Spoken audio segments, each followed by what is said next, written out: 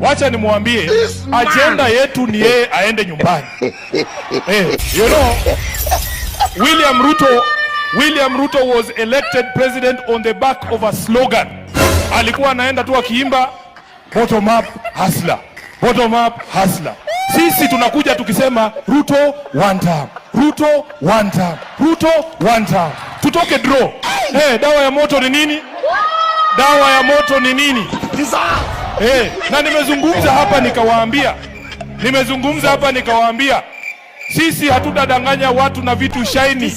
Ati anataka tukae tuzungumze, ati tuwaambie tutajenga soko ngapi. Hakuna kazi ya soko kwa Albert Ojwang ambaye saa hii yako kwa mchanga. Wacha mimi nipeane tu ahadi kwamba sitawaua. Hiyo inatosha, haitoshi?